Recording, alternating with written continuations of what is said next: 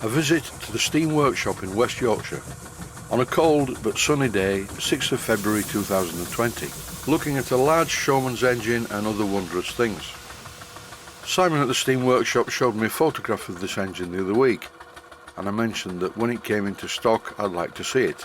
And here it is, ticking over quite nicely outside the main door. Before looking at the traction engine in more detail, it's inside the steam workshop to look at all the wondrous things within. And just look at this for a thing of beauty. John at the steam workshop is rebuilding it to an incredibly high standard, complete in almost every detail. This is taking craftsmanship to a level that I know nothing about. Just look at the detail on the firehole doors. Everything John's done on this so far is just incredible. Here's a 5-inch gauge engine that someone's working on at the steam workshop. This is the complicated piping assembly that's normally hidden inside the smoke box. The long tubes are the superheater elements, and they fit down inside the boiler's superheater flues, and here's the boiler. The top feed cover was made in-house on the CNC milling machine, starting with a solid piece of aluminium. On a portable trolley and a bench next to where I'm currently stood are these engines, very well finished narrow gauge engines. Meanwhile, down on the floor, what are these? Very big lathe parts for a very big lathe that's just arrived in the workshop. Increasingly at the steam workshop it would seem that they are working on much larger things. This one's 10 1/4 inch gauge. But there are still plenty of smaller locomotives to choose from, like this 5-inch gauge Thomson B1. This is what I've come to see, and Simon and Dave are getting it ready. This is a 4-inch scale Showman'S engine. It's called a McLaren. I wonder about the pronunciation of the name. Is it pronounced Talos from the film Jason and the Argonauts, or is it pronounced Talos from a computer game that I play quite a lot called Skyrim? I'm on level 62 currently. It's going to be a while until the engine's in steam because there's a lot of metal to get hot, so I think I'll go back inside and have a look round. Since I worked at the steam workshop a while ago, it's really expanded. They've now taken over the units either side of the original. This one's also full of really nice things, and it's not finished yet. The stock is still being moved around. You really are spoilt for choice at the steam workshop. So maybe you fancy a Foden steam lorry. Here's a choice of 2. And both of these look to be in very good condition. Here's a shot from a different angle. Just look how much stock there is. Here, for instance, are a pair of traction engine boilers. One's an old one and the other one's a new one.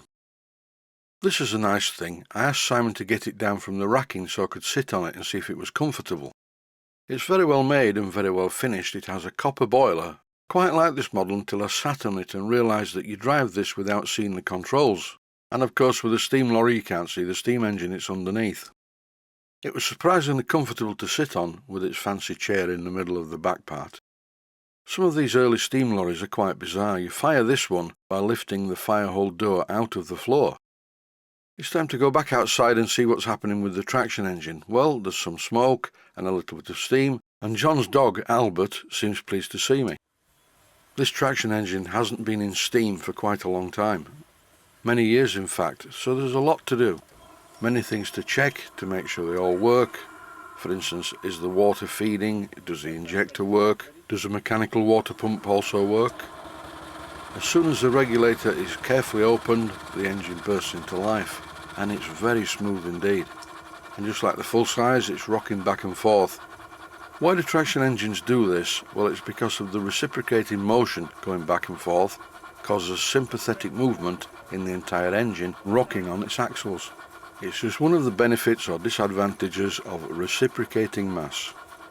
The engine has a really interesting smell. It's the smell of an old engine that hasn't been in steam for a long time. But after it's run for a while, the smell changes. Well, that sounds quite sweet to me. What do you think, John? There's no knocking. Meat-wise? This engine runs very sweetly indeed, Can't really tell properly until it's under load. evenly in both directions. Now the valves have got some oil in. The working pressure of this engine, wait for it, is 175 pounds per square inch. And at the moment it's nowhere near that. The siren works though, and Simon's put the belt on the generator. And after some light bulbs were plugged into the sockets, it lit up beautifully. If I want to be critical about this engine, the dynamo is just a little bit overscale. It's big enough to power a small town. With Simon at the controls, it's now time to find out how well it runs, and off he goes down the yard. I always find traction engines very odd things. The one I have, for instance, sits down at the back end like this one. My Showman's engine is only 1.5 inch scale, this is 4 inch scale. But if you think about it, it's a good idea to have the back of the engine slightly lower than the front. At least the water in the boiler will be higher over the firebox crown. In no time at all, Simon's turned the engine round and is on his way back. You don't often see traction engines being driven like this, with the dynamo being driven as well as the wheels at the same time. Showman's engines were frequently used in the past to generate electricity, which in turn would then power the rides in a fairground. Not to mention powering the lights that you would normally associate with a fairground. This is a nice engine. It's quite basic in some places, it's not quite as scale detailed as some that I've seen, but from a workmanlike point of view it's great. Does the water lifter work? Yes, we put the pipe into the water bottle and in no time at all the belly tank and the bunker tank were full. My turn to have a drive. I'm being very careful, this is not my engine, so I'm not charging down the yard at a great rate of knots. And at this point I'd like to say the engine is not sat down at the back. There isn't any suspension at the rear of the traction engine, but when anyone suggests it, it's nothing to do with my physical weight. I was being very careful when I turned it because I didn't know how far the wheels would turn before they hit the smoke box or the boiler. This is running in the lower of the 2 gears, and it's okay, it runs very well indeed, really good. The only problem is when you drive it, you can't really see where you're going. Here's Dave from the Steam Workshop having a go. The light is beautiful in the late afternoon. And here we have Simon, testing it out at the highest speed possible, flying down the yard at an alarming rate. But that's the way to do it. When testing a steam engine, you need to run it fast to make sure nothing falls off it. Time for me to stop talking. Thanks to Simon for a great day at the Steam Workshop, and thank you for watching the video. I hope you found it entertaining.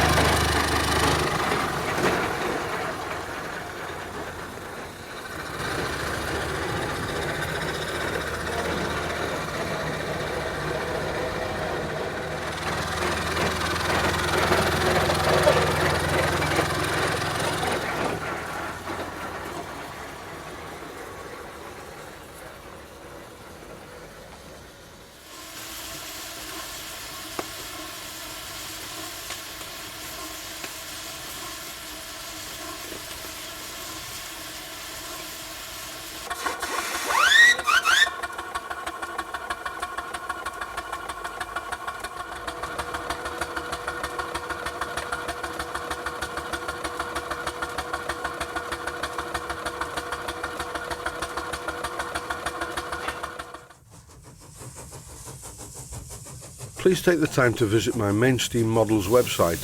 Click on the section of the website that says Video Playlists. And by doing that, you will find it very easy to find other videos that you may like to watch.